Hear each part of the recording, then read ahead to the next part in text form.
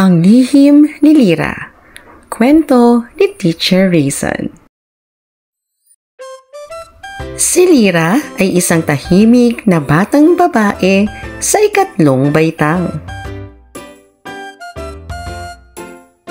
Mabait siya, matalino at may kakaibang talento.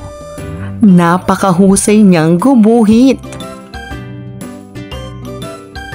Sa bawat pahina ng kanyang kwaderno, makikita ang makukulay na mundo ng kanyang imahinasyon. Mga kabayong may pakpak, kagubatang puno ng engkanto, at mga bayani sa pantasya.